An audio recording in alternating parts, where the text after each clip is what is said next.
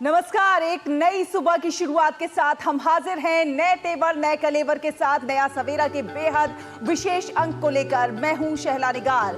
Sunita Williams की 9 महीने के बाद स्पेस एक्स ड्रैगन कैप्सूल के जरिए धरती पर सुरक्षित वापसी हुई है। फ्लोरिडा के तट पर हुई है ये सफल लैंडिंग।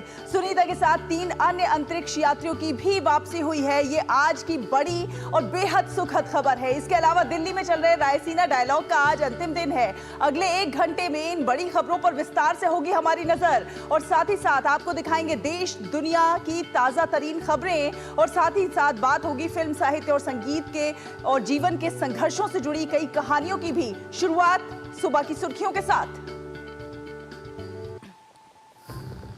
9 महीने बाद धरती पर सुरक्षित लौटे अंतरिक्ष यात्री सुनीता विलियम्स और बुच विल्मोर। स्पेस एक्स के ड्रैगन कैप्सूल के जरिए हुई फ्लोरिडा के तट पर सफल लैंडिंग।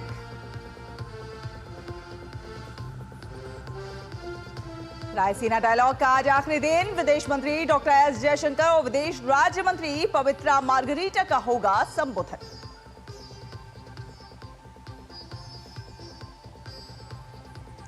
संसद के बजट सत्र में अहम विधायी कार्य सूचीबद्ध। दोनों सदनों में विभिन्न मंत्रालयों के कामकाज और बजट पर जारी रहेगी चर्चा। ट्रंप और पुतिन के बीच बातचीत के बाद रूस यूक्रेन के बीच 30 दिन के सीमित युद्ध विराम पर बनी सहमति। पूर्ण युद्ध विराम के लिए शांति वार्ता तुरंत होगी शुरू। भारतीय मुक्केबाजी महासंघ की बड़ी कार्रवाई। वित्तीय अनियमितताओं के आरोप में महासचिव कलिता और कोषाध्यक्ष दिग्विजय को पद से हटाया गया।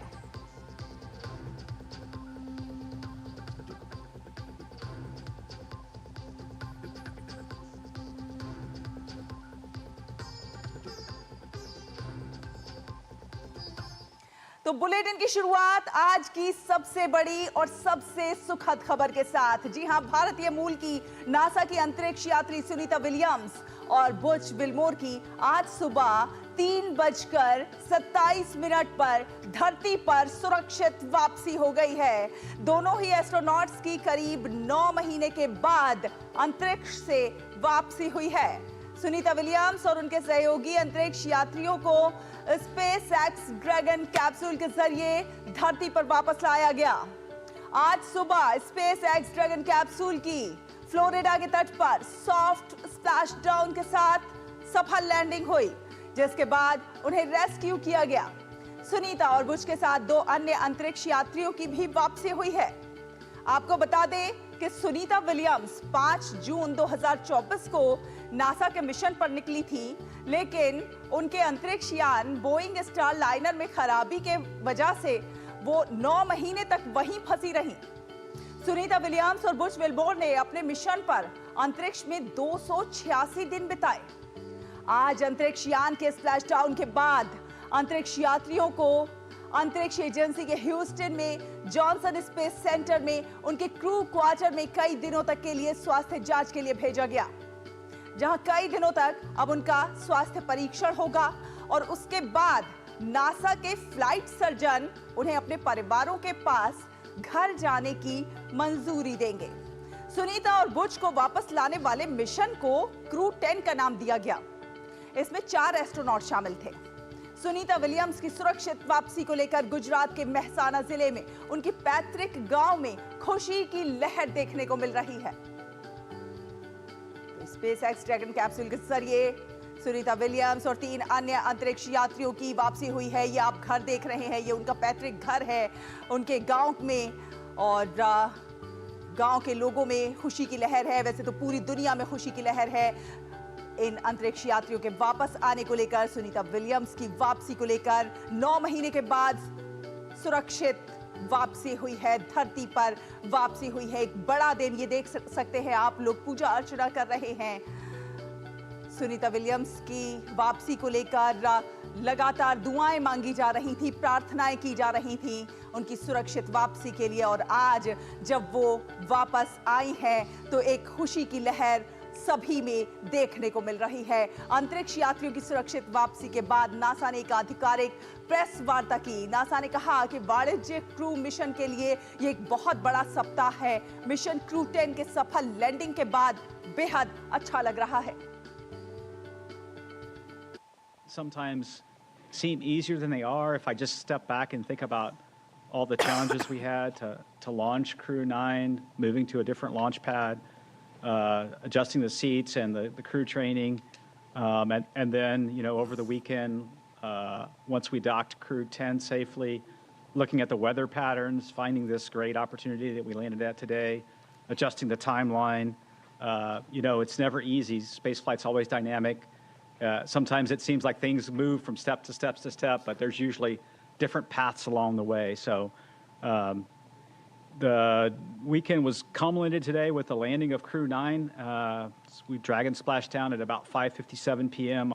First commercial crew program landing at Tallahassee. We've had a couple cargo flights land there. And now it's great to have Crew 9 and the Freedom capsule back home, and its fourth flight is now in the history books.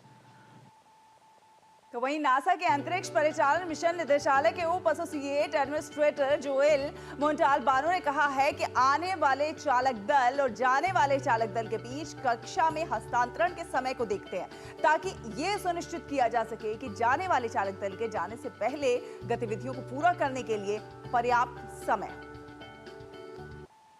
You know, when you plan these dynamic activities, a lot of work goes into them.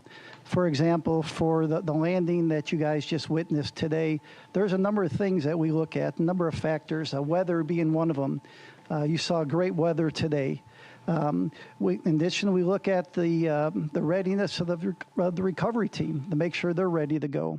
We look at the handover time on orbit between the incoming crew and the departing crew to make sure there's enough time for activities to be accomplished before the departing crew leaves. We do have the benefit of having NASA astronaut Don Pettit remaining on board. He'll be coming home on Soyuz in April, and so he'll continue the handover with the crew. We also look at the vehicle traffic, the vehicles coming and going. And when you pull all that together, the International Space Station program, the Commercial Crew program, and SpaceX came up with the plan that we just witnessed. The Crew 10 launch last week, the docking over the weekend, the undock early today, and then the landing that we just witnessed. So just an incredible amount of inputs that you get to pull all that together in order to have a successful operation. वहीं NASA के वाणिज्यिक crew कार्यक्रम के प्रबंधक Steve stitch ने कहा है कि मिशन क्रू सदस्यों की अनुकूलन क्षमता को दर्शाता है और आगे भविष्य में मंगल ग्रह और चांद की सतह पर फिर से वापस जाएंगे। ये मिशन क्रू सदस्यों की अनुकूलन क्षमता को दिखाती है। I want to congratulate the entire NASA Commercial Crew program, the SpaceX team. You know, in many ways, if I step back to last year, this has been 9 months in the making, and I couldn't be prouder of our team's versatility, our team's ability to adapt and really build for the future of human spaceflight and looking at different ways to do business, taking advantage of one vehicle to launch a crew and then bring back the crew in a different vehicle. Our partner SpaceX did a tremendous job. Every time we asked them to do something a little different, they stepped up and to the plate and did that, including swapping capsules 6 weeks ago prior to Crew 10, and then also adjusting the Crew 9 mission. तो अमेरिकी अंतरिक्ष यात्री Sunita Williams और Butch Wilmore के धरती पर वापस लौटने पर केंद्रीय विज्ञान एवं प्रौद्योगिकी राज्य मंत्री जितेंद्र सिंह ने सोशल मीडिया प्लेटफॉर्म एक्स पर पोस्ट करके कहा है कि ये पल गौरव, गर्व और राहत का क्षण है। उन्होंने लिखा है कि गौरव, गर्व और राहत का क्षण पूरे विश्व भारत की इस शानदार बेटी की सुरक्षित वापसी का जश्न मनाने के लिए एक साथ आया है, जो अंतरिक्ष की अनिश्चितताओं को सहन करने के साहस, दृढ़ विश्वास और स्थिरता के लिए इतिहास में दर्ज हो गई है। वहीं व्हाइट हाउस ने अंतरिक्ष यात्रियों को सुरक्षित वापस लौटने पर खुशी जताई है। व्हाइट हाउस ने अपने पोस्ट में लिखा है कि वादा किया, वादा निभाया। राष्ट्रपति ट्रंप ने 9 महीने से अंतरिक्ष में फंसे अंतरिक्ष यात्रियों को बचाने का वादा किया। आज वो सुरक्षित रूप से अमेरिका वापस आए। एलन मस्क, स्पेसएक्स और नासा का शुक्रिया।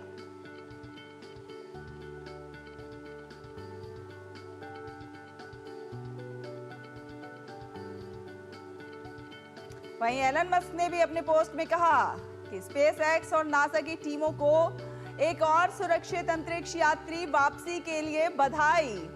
इस मिशन को प्राथमिकता देने के लिए डोनाल्ड ट्रंप को धन्यवाद।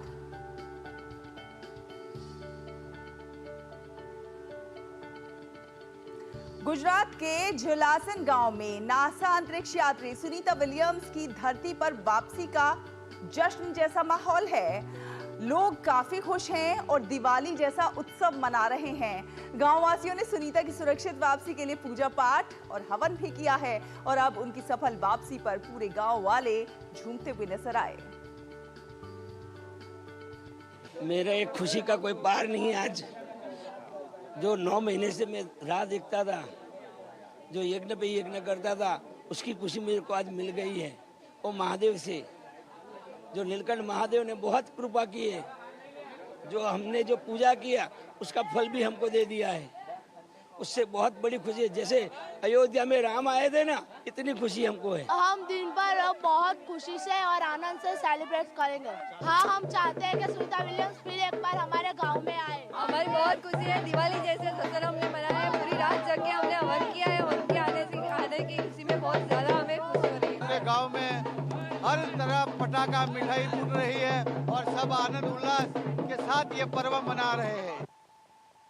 नासा की भारतीय मूल की इस अंतरिक्ष यात्री सुनीता विलियम्स और बुच विल्मोर धरती पर अब वापस लौट आए हैं। फ्लोरिडा के तट पर उनकी सफल लैंडिंग हुई है। तो आइए विस्तार से आपको सिलसिलेवार तरीके से बताते हैं विलियम्स के अंतरिक्ष की सफर की ये पूरी कहानी। तो 5 जून 2024 को नासा के मिशन पर निकली थी सुनीता विलियम्स। परीक्षण मिशन के लिए बोइंग के स्टार लाइनर से उन्होंने उड़ान भरी थी। सुनीता विलियम्स और बुच विल्मोर की 8 दिन की अंतरिक्ष यात्रा थी, लेकिन यान में तकनीकी खराबी के चलते अंतरिक्ष में फंस गईं सुनीता विलियम्स।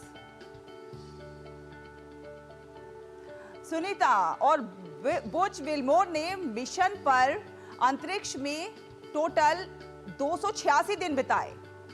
स्पेस में 4500 से अधिक उन्होंने वहां पर परिक्रमाएं की और 121 मिलियन स्टैचू माइल से अधिक की उन्होंने यात्रा की है। स्पेस एक्स ड्रैगन कैप्सूल के जरिए अब इनकी धरती पर सुरक्षित वापसी हुई है।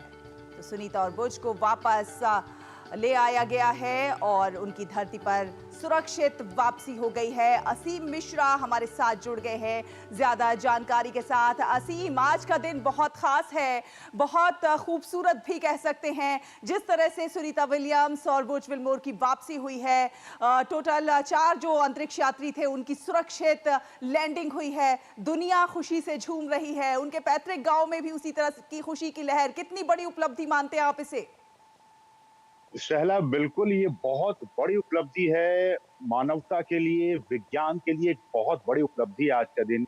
8 दिनों का ये एक जर्नी थी और उसको 9 महीने तक वो वहां फंसी रही और आज सुबह 3:27 पर उनकी वापसी हुई। एक बहुत ही महत्वपूर्ण ये आज का दिन है विज्ञान की नजर से इसे देखा जाए तो। लेकिन सबसे महत्वपूर्ण बात ये आपको समझना होगा, मैं अपने दर्शकों को ये बता दूं कि जो उनकी वापसी हुई है सहला, ये ही बहुत ही महत्वपूर्ण था, क्योंकि बीते 9 महीने से यही एक समस्या थी कि जो ड्रैगन या फिर जो कैप्सूल उन्हें लेने के लिए गया था, उनकी वापसी उनमें कुछ न कुछ तकनीकी खराबी लगातार आ रही थी। और इस बार स्पेस एक्स की तरफ से इस ड्रैगन को भेजा गया, जिसे क्रू 10 मिशन का नाम दिया गया। और हम जानते हैं कि इस क्रू 10 मिशन के जरिए ये चारों अंतरिक्ष यात्री जो वहां पे थे उनको लाया गया है। सबसे महत्वपूर्ण क्षण होता है कि जब आपका कैप्सूल पृथ्वी का जो वायुमंडल है वो काफी सहला, इस समझने की बात है कि काफी थिक, उसकी जो मोटाई होती है वो काफी थिक होती है। और उसमें जब 32,000 किलोमीटर प्रति घंटे की रफ्तार से जब कोई कैप्सूल पृथ्वी की कक्षा में एंटर करता है, तो उस वक्त जो उसकी जो ऊपरी शील्ड होती है, जो ऊपरी सतह होती है ड्रैगन की, वो काफी गर्म हो जाती है। 32,000 फ़ारेनहाइट तक उसकी जो टेम्परेचर है वो चली जाती है। सबसे महत्वपूर्ण यही था कि स्पेस से उतरते समय जब ये ड्रैगन कैप्सूल हमारे पृथ्वी की कक्षा में वायुमंडल में प्रवेश करेगा, उस वक्त बहुत ही महत्वपूर्ण, सबकी सांसें, सबकी धड़कनें अटक गई थी, रुक गई थी कि ये मोमेंट जो है ये किसी तरह से हो जाए, उसके बाद सब कुछ ठीक हो जाएगा। और ईश्वर की कृपा आप कह लीजिए, विज्ञान का चमत्कार कह लीजिए, ईश्वर का चमत्कार कह लीजिए, कि ये सारी चीजें बहुत ही अच्छे तरीके से हुई और वो जो कैप्सूल है वो पृथ्वी की कक्षा में बहुत ही अच्छे तरीके से एंटर किया और उसे स्प्लैश डाउन कराया गया फ्लोरिडा कोस्ट के पास। स्प्लैश डाउन जैसे हम अगर यही कोई चीज अगर पृथ्वी पे सतह पे ठोस पे होती तो हम उसे टच डाउन कहते हैं। जैसे कोई हवाई जहाज है, प्लेन, हम कहते हैं कि इसे टच डाउन कराया गया, लेकिन चूंकि इसे पानी में कराया गया, वाटर में कराया गया, इस बिल्कुल। और वो तस्वीरें असीम हमने देखी, बड़ी खूबसूरत तस्वीरें थी जब स्प्लैश डाउन कराया गया, डॉल्फिन्स भी उछलती हुई नजर आई। हमारे दर्शकों को जरा विस्तार से बताइए कि क्या कारण था, आखिर क्यों फंस गई थी सुनीता विलियम्स, किस मिशन पर गई थी और क्या कुछ प्रयास किए गए उनको वापस लाने के लिए? फिर वो धरती को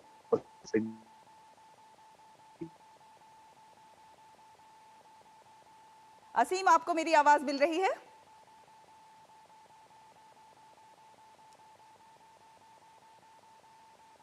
असीम, आपको मेरी आवाज मिल रही है? तो आपको बता दें कि अंतरिक्ष यात्रियों की सुरक्षित वापसी हुई है, सुनीता विलियम्स की सुरक्षित वापसी हुई है और बेहद खूबसूरत वो दृश्य जब स्प्लैश डाउन कराया गया और जब उनकी सुरक्षित वापसी हुई। फिलहाल एक छोटा सा ब्रेक के उस पार इस पर विस्तार से जानेंगे अपने सहयोगी संवाददाता असीम मिश्रा से।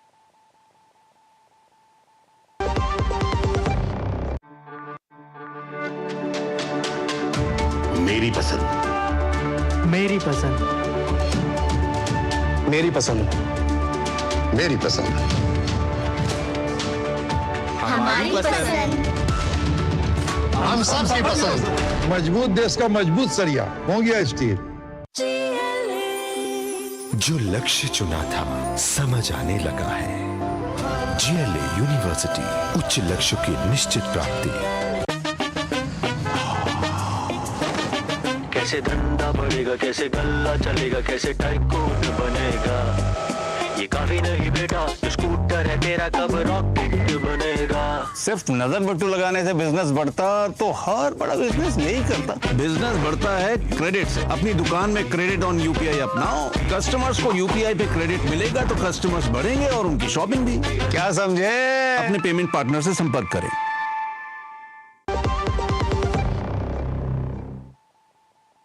ब्रेक के बाद स्वागत है आप सभी का। आप देख रहे हैं नया सवेरा और नया सवेरा में अब आगे बढ़ेंगे खबरों में, बात करेंगे रायसीना डायलॉग की। विदेश मंत्रालय की ओर से आयोजित रायसीना डायलॉग का आज तीसरा और अंतिम दिन है। आज विदेश मंत्री S Jaishankar commissars and capitalist politics, business and new world order विषय पर संबोधित करने वाले हैं, जबकि विदेश सचिव Vikram Misri the big picture the world in 50 minutes विषय पर अपनी बात रखेंगे।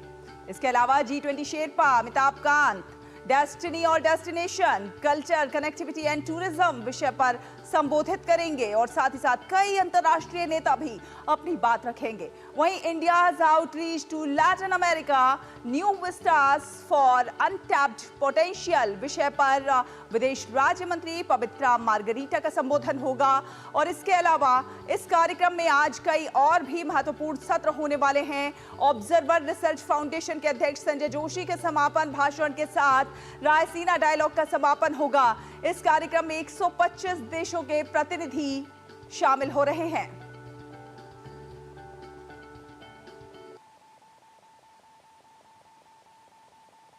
तो आपको बता दें, रायसीना डायलॉग के दूसरे दिन कल विदेश मंत्री डॉक्टर S जयशंकर ने कश्मीर, UN पर भारत का नजरिया दुनिया के सामने रखा। विदेश मंत्री ने कहा कि द्वितीय विश्व युद्ध के बाद से भारत के एक हिस्से पर पाकिस्तान का अवैध कब्जा सबसे बड़ा है, जिस पर संयुक्त राष्ट्र पूरी तरह से विफल रहा है। जबकि अमेरिका की राष्ट्रीय खुफिया निदेशक तुलसी गबार्ड ने हिंद प्रशांत क्षेत्र में शांति और सुरक्षा सुनिश्चित करने पर जोर दिया।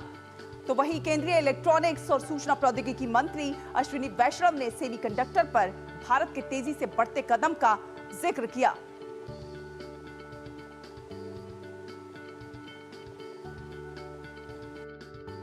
के दूसरे दिन विदेश मंत्री एस जयशंकर ने बिना नाम लिए पाकिस्तान पर जमकर निशाना साधा। Thrones and thorns defending the integrity of Nations सत्र को संबोधित करते हुए उन्होंने पाकिस्तान के लिए रिस्की कंट्री यानी जोखिम भरा देश शब्द का इस्तेमाल करते हुए कहा है कि जरूरी नहीं कि अगर कोई देश छोटा हो तो वो जोखिम भरा नहीं हो सकता। साथ ही साथ विदेश मंत्री ने पश्चिमी देशों की दोहरी नीति पर कड़ा प्रहार किया। उन्होंने कश्मीर मुद्दे का जिक्र करते हुए इसे द्वितीय विश्व युद्ध के बाद से अब तक का सबसे लंबा अवैध कब्जा करार दिया, जिस पर संयुक्त राष्ट्र पूरी तरह से विफल रहा और हमलावर और पीड़ित को बराबर रखा गया। I would argue that any country which will take risks, which will have extreme positions, which would, test the system, will actually use disorder to its advantage. I mean, we've seen in our own neighborhood, you don't have to be a big country to be a risky country. I have some smaller neighbors who've done a pretty good job at that. We went to the UN. What was an invasion was made into a dispute. So the attacker and the victim were put on par. Who were the culpable parties? UK, Canada, Belgium, Australia, USA. When the West goes out into other countries, it's apparently in pursuance of democratic freedom. We need a strong UN, but a strong UN requires a fair UN. America की राष्ट्रीय खुफिया निदेशक तुलसी Gabbard ने people, piece, planet विषय पर बोलते हुए हिंद प्रशांत क्षेत्र को 21वीं सदी का प्रमुख भू राजनीतिक केंद्र बताया। उन्होंने इस क्षेत्र में शांति और सुरक्षा सुनिश्चित करने पर जोर दिया। It's a vast and critical region that's not just a geographic space. It is the geopolitical center of gravity for the 21st century. So ensuring peace and stability here is essential to our collective security, our objective of economic prosperity, and our ability to work together to take on the great challenges of our time. केंद्रीय electronics और सूचना प्रौद्योगिकी मंत्री अश्विनी वैष्णव ने winning the AI marathon India in the global AI race विषय पर हुए सत्र में सेमीकंडक्टर पर भारत के तेजी से बढ़ते कदम का जिक्र किया। साथ ही साथ उन्होंने कहा कि भारत और अमेरिका के बीच के रिश्ते भरोसे की बुनियाद पर बने हुए हैं। दोनों देश एक साथ मिलकर वैश्विक स्तर पर उन्नति हासिल कर सकते हैं। 14,000 GPUs already inaugurated. We have set up a common compute kind of structure called AI Kosh. That is also done. Third, getting our own GPU chip. That's very, very important. Hopefully, we should be able to finalize the best option very soon. Whatever the world says, if it's open source today, it may not remain open source tomorrow. Better to have our own LLM. 240 institutes, we gave the latest EDA tools so that the students can actually learn what is a chip, how to design it. The way we have developed our relationship with the US, where the foundation of the relationship is trust. The foundation of the relationship is respect for IP rights. The foundation of relationship is to co-create and co-develop technologies. That thing is something which has happened over a period of last 10 years, and that is a very big strength for both the countries. 3 दिवसीय Raisina dialogue 19 मार्च तक चलेगा। इसमें 125 देशों के प्रतिनिधि शिरकत कर रहे हैं। जेसिका, अक्षय, अमृतपाल और अखिलेश सुमन के साथ ब्यूरो रिपोर्ट, डीडी न्यूज। और इसी पर ज्यादा बातचीत करने के लिए अखिलेश सुमन हमारे संवाददाता जुड़ गए हमारे साथ। अखिलेश, सुप्रभात। कल की अगर हम बात करें तो कल विदेश मंत्री एस जयशंकर ने कई मामलों पर खुलकर भारत का पक्ष रखा, कई मामलों पर खरी सुनाई। आज की अगर बात की जाए तो आज क्या कुछ खास रहने वाला है? आज का क्या कुछ है एजेंडा? देखिए, आज भी हो सकता है एस जयशंकर कुछ खरी सुनाएंगे। आज भी उनका कार्यक्रम है और आज भी वो वर्ल्ड ऑर्डर के बारे में बोलेंगे, राजनीति के बारे में बोलेंगे, दुनिया की जो इकोनॉमी है, अर्थव्यवस्था है, उसके बारे में बोलेंगे। तो हम एक्सपेक्ट कर सकते हैं कि आज भी वो कुछ ऐसी बातें बोलेंगे जिससे दुनिया को अपना एक रिफ्लेक्शन मिलेगा पिछले 80 सालों में, 90 सालों में जो दुनिया में हुआ है।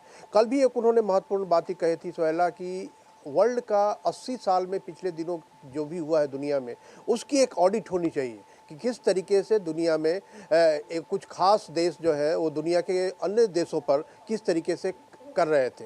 तो एक महत्वपूर्ण बात उन्होंने कही थी कल और आज, मुझे लगता है कि उसके एक्सटेंशन में और ख़ास करके आज जो दुनिया में कई जगह संघर्ष चल रहे हैं, उन संघर्षों के बारे में उनका बयान होगा, क्योंकि वो वर्ल्ड ऑर्डर पे बोल रहे हैं। दूसरी बात, एक लैटिन अमेरिका के मामले पे जो MOS है मिनिस्ट्री ऑफ एक्सटर्नल अफेयर्स के, पवित्रा मार्गारीटा, वो भी लैटिन अमेरिका के महत्व के बारे में भारत किस तरह से उनके साथ इंगेज हो रहा है। और निश्चित तौर पे जब लैटिन अमेरिका की बात होगी तो लैटिन अमेरिका के कई देशों पे प्रतिबंध भी लगे हुए हैं, तो संभवतः लैटिन अमेरिका की उस सभी स्थिति के बारे में पवित्रा मार्गारीटा बोलेंगे। इसके अलावा जो 3 और महत्वपूर्ण सेशन है वो रक्षा से जुड़े हुए हैं, जिसमें कि हमारे चीफ ऑफ स्टाफ जो पूरे जो डिफेंस स्टाफ है वो बोलेंगे, और एक सत्र में हमारे जो एयर चीफ मार्शल है वो बोलेंगे, और एक और सत्र में नेवी चीफ है वो बोलेंगे। तो एक कह सकते हैं कि रक्षा के मामले पे भी 3 महत्वपूर्ण सत्र हैं, जिसमें कि दुनिया के जो कई महत्वपूर्ण देश है, खास करके अमेरिका है, जापान है, ऑस्ट्रेलिया है, ये जो एशिया इंडो पैसिफिक के देश हैं, उनके जो कमांडर्स हैं या उनके जो एशिया पैसिफिक के जो प्रमुख जो अधिकारी हैं वो सारे भाग ले रहे हैं। इसके अलावा देखिए एक और महत्वपूर्ण सेशन इस बात पे होनी है कि किस तरीके से दुनिया में जो कह सकते हैं किस तरीके से दुनिया में अभी परिवर्तन की ज़रूरत है, जो क्लाइमेट चेंज के मुद्दे हैं, जो डिस्ट्रीब्यूशन ऑफ वेल्थ के मुद्दे हैं, इन सारे मुद्दों पर भी कई चर्चाएं होनी है आज। तो एक तरह से कहे कि आज जो कंक्लूडिंग सेशन है, उस कंक्लूडिंग सेशन में पिछले 2 दिनों का सार, 3 दिनों का कह सकते हैं, पिछले 3 दिनों का सार भी सामने आएगा, और कई ऐसे जो जो मीडिया के ग्लेयर से बाहर है उनमें भी चर्चा होनी है, जिसमें कि जयशंकर फिर से एक बार भाग लेंगे। तो आज का दिन जो है वो एक कंक्लूडिंग जो दिन है वो काफ़ी अहम रहने वाला है, और निश्चित तौर पे जब इतने बड़ी संख्या में 125 देशों के तकरीबन 4000 के करीब प्रतिनिधि आए हुए हैं, विभिन्न जो अकेडमिक के हैं, वो चाहे तो स्ट्रेटेजिशियन हैं, मंत्री हैं, 20 विदेश मंत्री आए हैं, कई उप विदेश मंत्री आए हैं, न्यूजीलैंड के प्रधानमंत्री भी आए थे। तो आज कह सकते हैं कि बिल्कुल अखिलेश, देखिए आज का दिन तो बहुत खास रहने वाला है, और ये जो रायसीना डायलॉग है ये एक बेहद महत्वपूर्ण समय में हो रहा है, एक ऐसे समय में हो रहा है जब कल ही ट्रंप और पुतिन के बीच बातचीत हुई है। ऐसे में यहाँ पर यूक्रेन के विदेश मंत्री भी मौजूद हैं, तो ऐसे में क्या कुछ प्रतिक्रियाएं रायसीना डायलॉग से निकल कर आ रही हैं? देखिए रायसीना डायलॉग में अभी रायसीना डायलॉग शुरू भी हो चुका है, और एक सत्र था इस पे कि ईस्ट और जो पूरे जो यूरोपियन स्थिति है, यूरोपियन यूनियन और राइज ऑफ साउथ के बारे में एक चर्चा है, जिसमें कि अभी जो रशियन जो प्रतिनिधि थे, रशियन प्रतिनिधि का कहना था कि जो कल जो बात हुई डोनाल्ड ट्रंप और राष्ट्रपति पुतिन के बीच में, निश्चित तौर पे एक सकारात्मक कदम है, जो कि पिछले 3 सालों से कोई बातचीत करने को तैयार नहीं था। जो भी बातचीत के अवसर भी आए तो काफ़ी सतही तौर पे कोई सीरियस प्रयास नहीं था। इस बार डोनाल्ड ट्रंप की तरफ से काफ़ी सीरियस प्रयास है, और पुतिन भी सीरियसली उसमें भाग ले रहे हैं।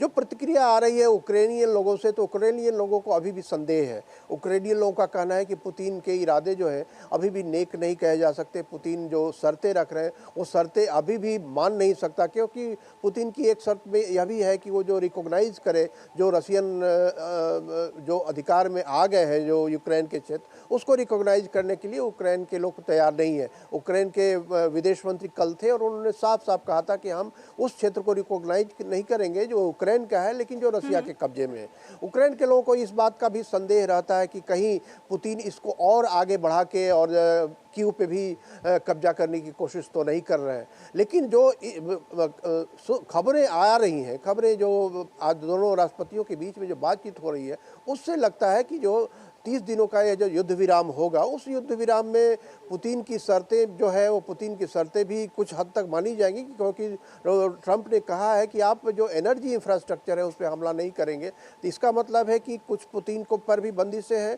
और अभी यूक्रेन पे क्या क्या करना है ये अभी तक तय नहीं हो पाया है, वो अभी दिखा नहीं है। लेकिन निश्चित तौर पर यूक्रेन को भी कुछ सहूलियतें देनी पड़ेगी। लेकिन जो खास बात यह है कि जो सैनिकों का आदान प्रदान है, आज 175 सैनिकों का आदान प्रदान होना है, इसमें कि यूक्रेन के कुछ जो बहुत ही घायल सैनिक हैं उन्हें भी लौटाया जाएगा रशिया की तरफ से। और अखिलेश देखिए, आज चूंकि आखिरी दिन है, बहुत महत्वपूर्ण दिन है आज का दिन, और इस पूरे रायसीना डायलॉग में देखा कई महत्वपूर्ण मुद्दों पर मंथन हुआ, बातचीत हुई। जो डेलीगेट्स यहाँ आए हैं क्या कुछ मैसेज लेकर जाएंगे? देखिए ये जो रायसीना डायलॉग है 10वां संस्करण है रायसीना डायलॉग का, और मैं कई ऐसे जो डेलीगेट्स हैं उनसे मिला जो कि 7-8 रायसीना डायलॉग में आ चुके हैं। तो कह सकते हैं कि रायसीना डायलॉग बहुत ही हम्बुल तरीके से, बहुत ही सरल तरीके से शुरू हुआ था, और रायसीना डायलॉग आज एक बहुत ही महत्वपूर्ण अंतर्राष्ट्रीय फोरम बन के उभरा है। और इस फोरम में दुनिया के तकरीबन सारे जो कॉन्टिनेंट हैं हमारे, उस सारे कॉन्टिनेंट के लोग उपस्थित रहते हैं, तकरीबन सभी पेशे के लोग उपस्थित रहते हैं। और इसका एक जो खास पहलू ये है कि एक बहुत ही अच्छा ब्रेनस्टॉर्मिंग होता है। आमतौर पे इस तरह का ब्रेनस्टॉर्मिंग करने का अवसर अंतर्राष्ट्रीय मंच पे नहीं मिल पाता है। तो उस लिहाज से कहें कि जो संदेश है काफ़ी अच्छा है। और मैंने कई प्रतिनिधियों से मांगा कि पूछा कि रायसीना डायलॉग के बारे में आपकी क्या राय है, तो उन्होंने साफ तौर पे कहा कि रायसीना डायलॉग एक बहुत ही अच्छा मंच है जिसमें कि ग्लोबल साउथ का जो है सबसे बड़ा देश इसको आयोजित करता है, और निश्चित तौर पे इससे ग्लोबल साउथ की आवाज़ को भी समझने में जो विकसित देश है उनको मदद मिलती है, और उन्हें किस तरीके से अपने आप को एडजस्ट करना चाहिए यह भी संदेश उनके जहन में भी जाएगा कि ग्लोबल साउथ अब बहुत ही कोई फीमेल छोटा वॉइस, बहुत ही कम बोलने वाला वॉइस नहीं है, बल्कि ग्लोबल साउथ की आवाज़ बढ़ रही है। तो बहुत ही अच्छा संदेश लेकर मुझे लगता है कि जाएगा, और इसका फॉलोअप होगा सभी देशों में। जी चलिए अखिलेश, आप अपनी नजर बनाकर रखिए, आगे भी आपसे संपर्क करेंगे, ज्यादा जानकारी हासिल करेंगे। फिलहाल बहुत बहुत धन्यवाद ये तमाम अपडेट हमारे दर्शकों से साझा करने के लिए। और आगे बढ़ेंगे, आपको बता दें भारत दौरे पर आए न्यूजीलैंड के प्रधानमंत्री क्रिस्टोफर लक्सन आज महाराष्ट्र के मुख्यमंत्री के बुलावे पर मुंबई की यात्रा पर रहेंगे। इस दौरान वो मुंबई में मुख्यमंत्री देवेंद्र फडणवीस और राज्यपाल सीपी राधाकृष्णन से मुलाकात करेंगे। क्रिस्टोफर लक्सन 16 से 20 मार्च तक भारत की यात्रा पर हैं। गौरतलब है कि वे रायसीना डायलॉग के उद्घाटन सत्र में मुख्य अतिथि के रूप में शामिल हुए थे। और अब बात संसद के बजट सत्र की। जी हां, संसद के बजट सत्र में आज अहम विधायी कार्यकाज सूचीबद्ध हैं। दोनों सदनों में विभिन्न मंत्रालयों के कामकाज और बजट पर आज भी चर्चा जारी रहेगी। लोकसभा में आज जल शक्ति मंत्रालय के अनुदान की मांगों पर चर्चा और मतदान होना सूचीबद्ध है, और इसके साथ ही लोकसभा में राज्यसभा में चर्चा के बाद लौटाए गए विभिन्न विनियोग विधेयकों को रखा जाएगा। राज्यसभा में आज स्वास्थ्य एवं परिवार कल्याण मंत्रालय के कामकाज पर चर्चा होगी, और इसके साथ ही उच्च सदन में गृह मंत्रालय के कामकाज पर भी चर्चा की जाएगी। इसके साथ ही दोनों ही सदनों में अन्य विधायी कार्यों के साथ साथ प्रश्नकाल के दौरान विभिन्न मंत्रालयों से अहम प्रश्न भी पूछे जाएंगे।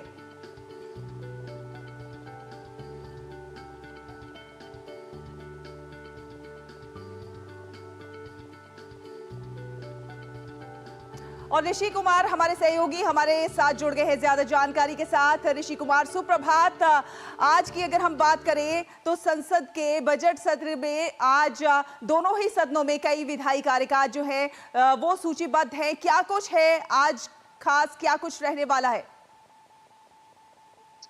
सुप्रभात, देखिए जहां तक आज के मसले को देखें तो हम जानते हैं बजट का जो सत्र होता है, बजट सत्र बहुत महत्वपूर्ण होता है। खासतौर से जो हमारी वित्तीय स्थिति है और जो बजटीय प्रावधान है उनको चर्चा कराए जाने को लेकर हमने एक ऐसी व्यवस्था कायम की है जिसमें विस्तार से हम हर मंत्रालय के कामकाज पर चर्चा करते हैं, और उसमें कितनी जरूरत है, कितनी उसकी मांग है, और क्या उपलब्धियां हैं और क्या रूपरेखा आगे रहने वाली है, इन सब पर बजट को लेकर विस्तार से चर्चा की जाती है। हमने देखा कि अब तक तमाम मंत्रालयों पर चर्चा हो चुकी है, और आज जिस तरीके से हम देख रहे हैं, हालांकि जल शक्ति मंत्रालय पर चर्चा कल ही सूचीबद्ध थी, लेकिन लोकसभा में हंगामा शोर शराबा होने की वजह से कार्यवाही बाधित हुई और स्थगन की वजह से ये चर्चा आगे नहीं बढ़ पाई। लेकिन आज उम्मीद है कि चर्चा आगे बढ़ेगी। उसी तरीके से राज्यसभा में चर्चा होनी है। हमने देखा है कि स्वास्थ्य मंत्रालय पर चर्चा एक सदन में हो चुकी है, दूसरे सदन में अब होने जा रही है। तो ये जो परिस्थितियां हैं, लेकिन गृह मंत्रालय पर जो चर्चा है वो आज पहली बार होने जा रही है राज्यसभा में, जिस तरीके से हमने देखा है। लेकिन ये जो पूरी की पूरी चीजें हैं, इसमें हमने देखा है कि सरकार की तरफ से जो अपना जवाब तो आता ही है, लेकिन जो सत्ता पक्ष के साथ साथ जो विपक्ष के लोग हैं वो तमाम मुद्दों को रखते हैं, और उस पर जब जवाब मिलता है उनको, तो एक लोकतांत्रिक परंपराओं की मजबूती का जो दृश्य है वो संसद के अंदर दिखाई देता है। अब जहां तक बात करें प्रश्नकाल को, तो हम देख रहे हैं कि अभी जो बजट सत्र का जो दूसरा कालखंड शुरू हुआ है, इसमें प्रश्नकाल के दौरान तो तमाम जो अहम सवाल हैं उनके जवाब सामने आ रहे हैं और सरकार ऐसी तमाम बातें अब देश के सामने रख रही है जिससे कि हम कह सकते हैं कि जो विकसित भारत का जो लक्ष्य है उसको लेकर निरंतर जो प्रयास किए जा रहे हैं उस दिशा में भारत काफी मजबूती से आगे बढ़ रहा है। तो ऐसे ही मुद्दे, अब शून्यकाल की बात करें तो शून्यकाल में भी तमाम मुद्दों को उठाए जाने की बात होती है और उठाते भी है, लेकिन एक अहम बात यह है कि अक्सर हम देखते हैं कि राज्यसभा में जो हालांकि 267 जो नियम है कार्य स्थगन प्रस्ताव का, वहां पर अक्सर रोजाना इस तरीके के नोटिस आते हैं और इन नोटिस को सभापति के द्वारा उसको खारिज भी किया जाता है, ये कहकर कि ये पूर्णतः इसकी आवश्यकता नहीं है। और दूसरा, जिन परिस्थितियों में और जिन रूपरेखा में इनको प्रस्तुत किया जाना चाहिए वैसा नहीं है, लेकिन विपक्ष है तो अपनी बात रखने के लिए इन सब हथियारों का भी प्रयोग करता है। देखते हैं आज की परिस्थितियां क्या कहती हैं और किस तरीके से सदन की कार्रवाई आगे बढ़ती है। बिल्कुल, आज का दिन देखा जाए तो बहुत महत्वपूर्ण है। कई अहम विधायी कामकाज है जो कि सूचीबद्ध है। ऐसे में अगर हम विपक्ष के रवैये की बात करें तो विपक्ष का रवैया किस तरह का नजर आ रहा है? क्या आज सुचारू रूप से सदन चलेगा, कामकाज होगा? उम्मीद तो यही की जा रही है क्योंकि कल भी हमें लगा था कि कोई भी गतिरोध दिखाई नहीं दे रहा है, लेकिन हम जानते हैं संसद भवन में कब कौन सा मुद्दा उठ जाए और किस मुद्दे पर शोर शराबा और हंगामा हो जाए ये कहना बड़ा मुश्किल होता है।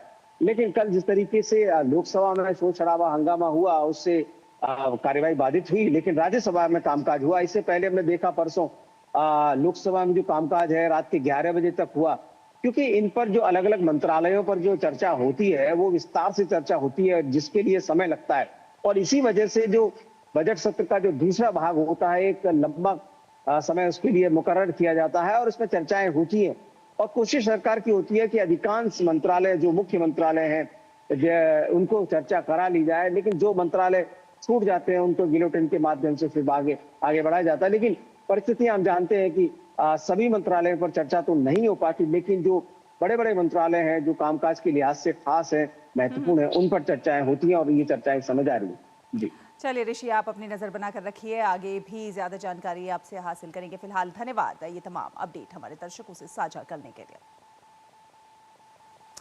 और बढ़ेंगे आगे, आपको बता दें कि भारतीय पत्रकारिता के प्रतिष्ठित सम्मान रामनाथ गोयनका अवार्ड्स का आयोजन आज दिल्ली में किया जाएगा। ये कार्यक्रम दिल्ली के ओबेरॉय होटल में होगा, जिसमें देश की राष्ट्रपति द्रौपदी मुर्मू मुख्य अतिथि के रूप में शामिल होकर विजेताओं को पुरस्कार प्रदान करेंगी। और इस वर्ष रामनाथ गोयनका अवार्ड्स का 19वां संस्करण आयोजित किया जा रहा है।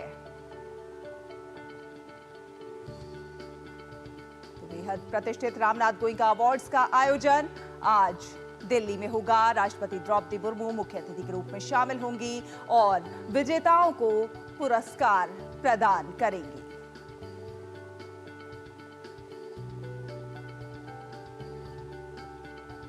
आतंकवाद प्रतिघात पर आसियान रक्षा मंत्रियों के सम्मेलन प्लस ADMM प्लस विशेषज्ञ कार्य समूह की 14वीं बैठक आज नई दिल्ली में शुरू हो रही है। भारत के रक्षा सचिव राजेश कुमार सिंह उद्घाटन समारोह में मुख्य भाषण देंगे। इस 2 दिवसीय बैठक की सह अध्यक्षता भारत और मलेशिया कर रहे हैं। ये पहली बार है जब भारत आतंकवाद विरोधी EWG की सह अध्यक्षता कर रहा है। इस बैठक में 10 आसियान सदस्य देश Brunei, Cambodia, Indonesia, Laos, Malaysia, Myanmar, Philippine, Vietnam, Singapore और थाईलैंड के साथ 8 संवाद सहयोगी देश ऑस्ट्रेलिया, न्यूजीलैंड, दक्षिण कोरिया, जापान, चीन, अमेरिका और रूस भाग लेंगे। इसके अलावा तिमोर लेस्ते और आसियान सचिवालय के प्रतिनिधि भी इस बैठक में शिरकत करेंगे। इसमें आतंकवाद और उग्रवाद के उभरते खतरे से निपटने के लिए एक सशक्त एवं व्यापक रणनीति तैयार करने पर चर्चा केंद्रित होगी। ADMM प्लस इसमें भाग लेने वाले देशों के रक्षा प्रतिष्ठानों के बीच व्यवहारिक सहयोग के लिए एक मंच के रूप में कार्य करता है। वर्तमान में ये वास्तविक सहकारिता के 7 क्षेत्रों पर ध्यान केंद्रित कर रहा है, जिसमें आतंकवाद प्रतिघात, समुद्री सुरक्षा, मानवीय सहायता एवं आपदा प्रबंधन, शांति अभियान, सैन्य चिकित्सा, मानवीय खदान कार्रवाई और साइबर सुरक्षा शामिल है। इन क्षेत्रों में सहयोग को सुविधाजनक बनाने के लिए EWG की स्थापना की गई है। और प्रवर्तन निदेशालय ED ने आज पटना में लैंड फॉर जॉब मामले में राजद अध्यक्ष और बिहार के पूर्व मुख्यमंत्री लालू प्रसाद यादव को पूछताछ के लिए तलब किया है। और इस मामले में मंगलवार को ईडी कार्यालय में लालू प्रसाद यादव की पत्नी राबड़ी देवी और उनके बड़े बेटे तेज प्रताप यादव से पूछताछ की थी। इससे पहले 20 जनवरी 2024 को दिल्ली और पटना में ईडी की टीम ने लालू यादव से करीब 10 घंटे तक सवाल जवाब किए थे। इस मामले में सीबीआई का आरोप है कि लालू प्रसाद यादव ने 2004 से लेकर 2009 के बीच रेल मंत्री रहते हुए बड़ा घोटाला किया। इसके तहत रेलवे में नौकरी देने के नाम पर लालू परिवार के सदस्यों के नाम पर जमीन और प्रॉपर्टी ट्रांसफर कराई गई। इन जमीनों के बदले मुंबई, जबलपुर, कोलकाता, जयपुर और हाजीपुर जैसे जोनों में बड़े पैमाने पर नौकरियां दी गई। आरोप है कि लालू परिवार ने बिहार में 1 लाख स्क्वायर फीट से ज्यादा जमीन महज 26 लाख रुपए में हासिल की थी, जबकि उस समय सरकारी दर के अनुसार जमीन की कीमत करीब 4.39 करोड़ रुपए थी। इन जमीनों के अधिकतर मामलों में मालिकों को कैश में भुगतान किया गया था।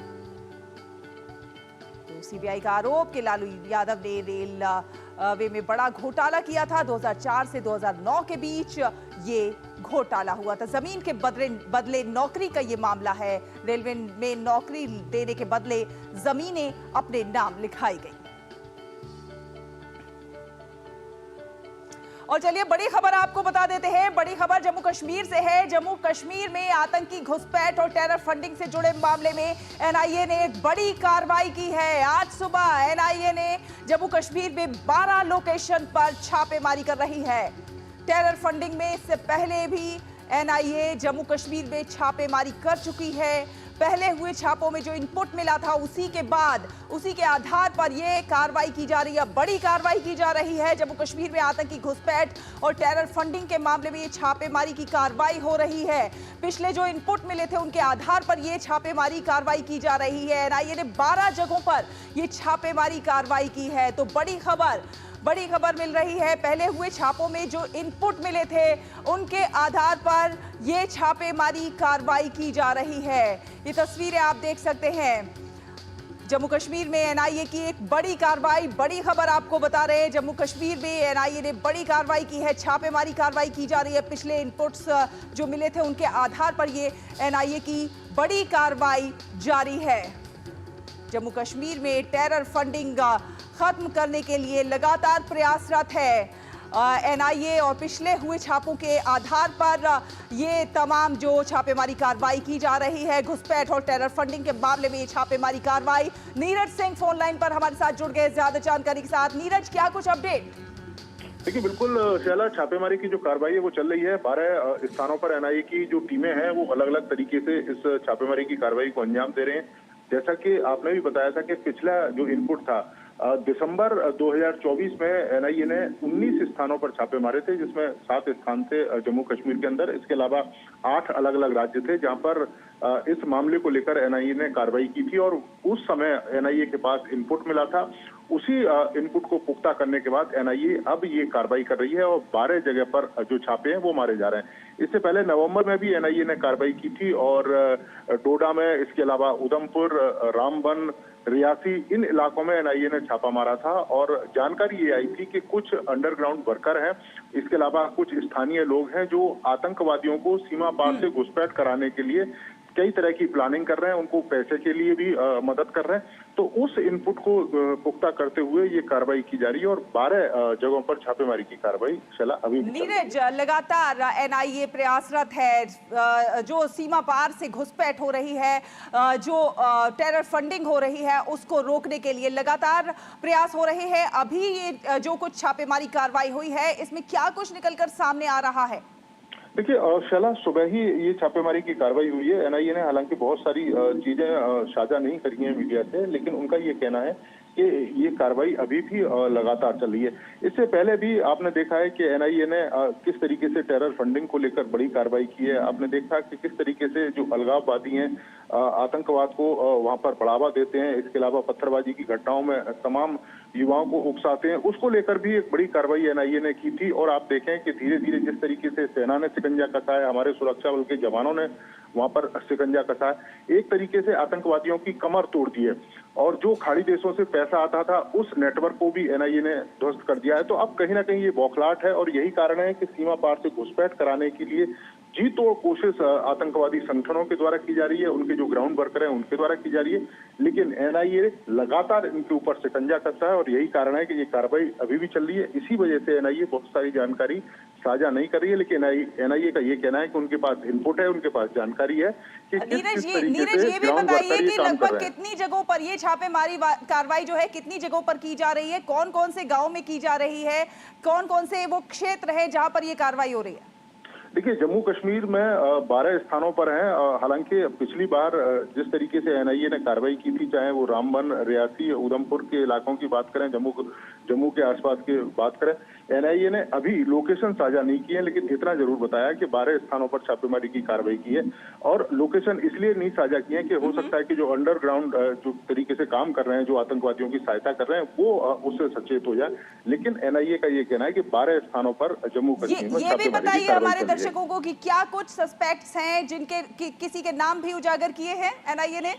देखिए, अभी नाम उजागर नहीं किए हैं। एनआईए बहुत सारी जो जानकारी अभी साझा नहीं कर रही है, क्योंकि एनआईए को ये अंदेशा है कि अगर जानकारी साझा हो जाएगी तो जो उनके सहयोगी हैं वो भाग सकते हैं, छुप सकते हैं।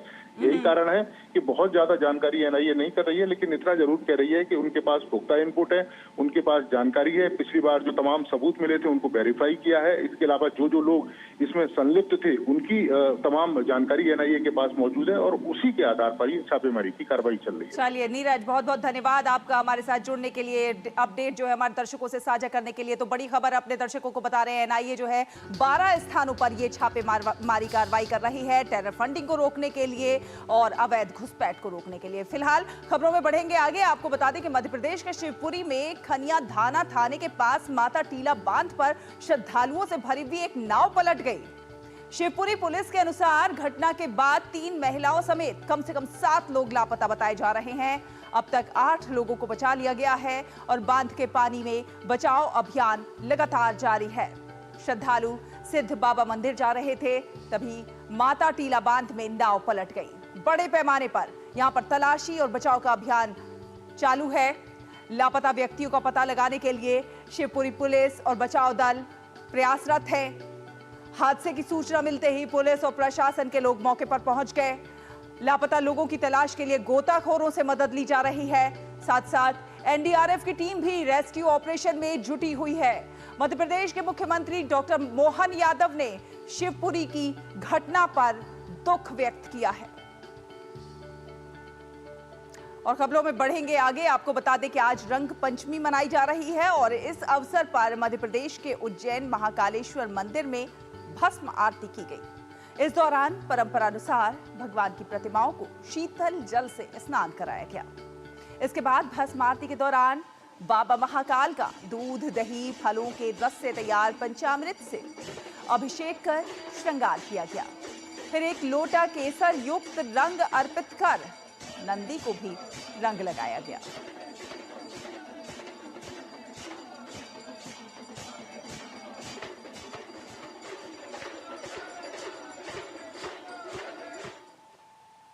फिलहाल एक छोटा सा ब्रेक, लेकिन ब्रेक के बाद जब वापस आएंगे तो आपको लेकर चलेंगे अखबारों की दुनिया में।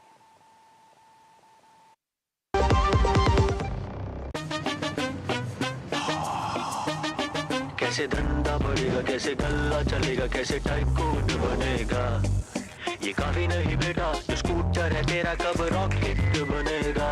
सिर्फ अक्षर बढ़ाने से बिजनेस बढ़ता तो हर बड़ा बिजनेस यही करता। बिजनेस बढ़ता है क्रेडिट से। अपनी दुकान में क्रेडिट ऑन यूपीआई अपनाओ। कस्टमर्स को यूपीआई पे क्रेडिट मिलेगा तो कस्टमर्स बढ़ेंगे और उनकी शॉपिंग भी। क्या समझे? अपने पेमेंट पार्टनर से संपर्क करें।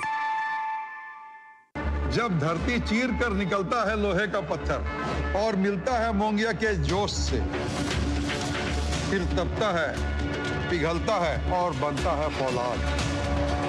अब होता है सरिया सारी खूबियों के साथ।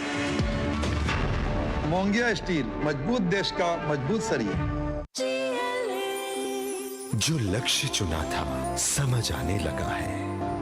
जीएलए यूनिवर्सिटी, उच्च लक्ष्य की निश्चित प्राप्ति। के बाद स्वागत है आप सभी का। आप देख रहे हैं नया सवेरा और नया सवेरा में अब बारी अखबारों की सुर्खियों की।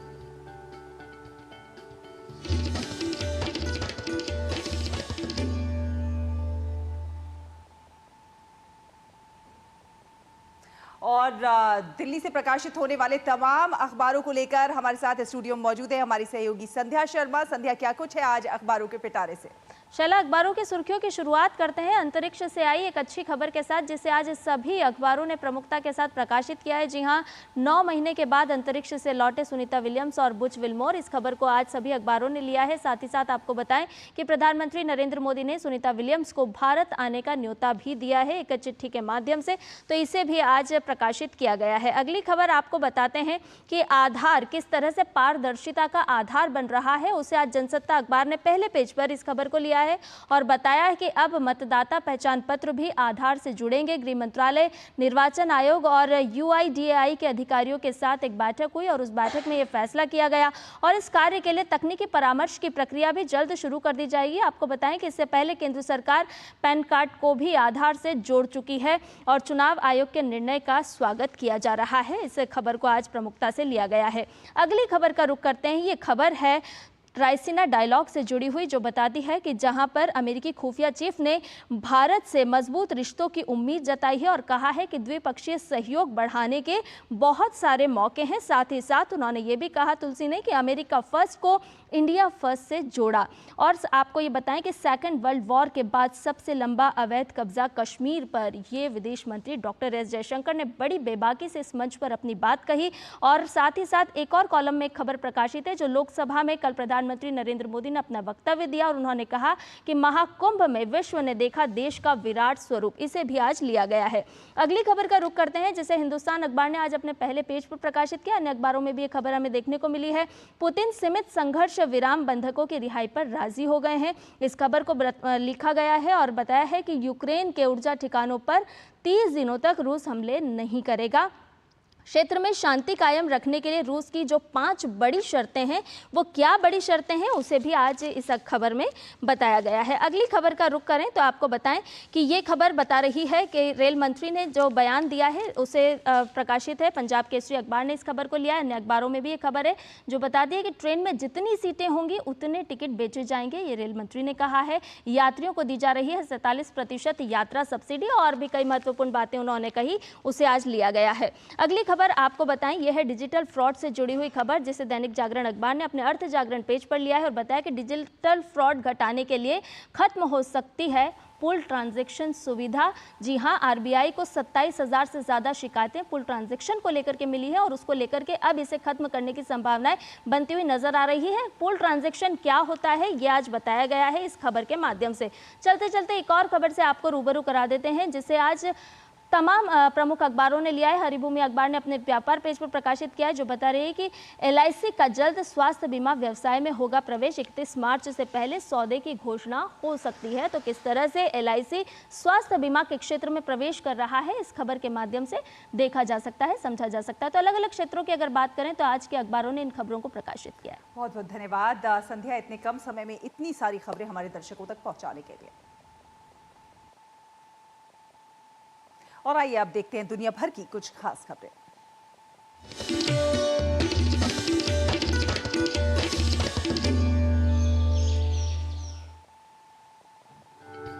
अमेरिका और रूस के बीच रूस यूक्रेन युद्ध रोकने को लेकर 30 दिन के लिए सीमित संघर्ष विराम पर सहमति बन गई है।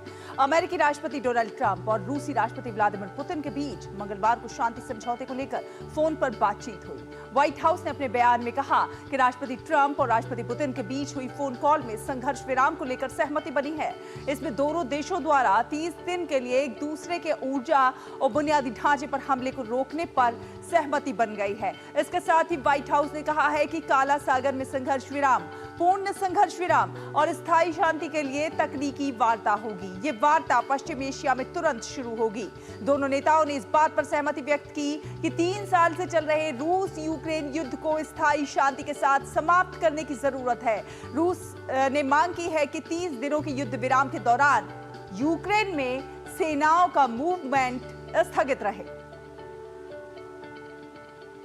और यूक्रेन के राष्ट्रपति वोलोदिमीर ज़ेलेंस्की ने संघर्ष विराम पर अमेरिकी प्रस्ताव को अपना समर्थन देने की बात कही है। उन्होंने कहा कि वो रूसी राष्ट्रपति व्लादिमीर पुतिन के साथ अपने फोन कॉल के बारे में अमेरिकी राष्ट्रपति डोनाल्ड ट्रंप से बात करेंगे।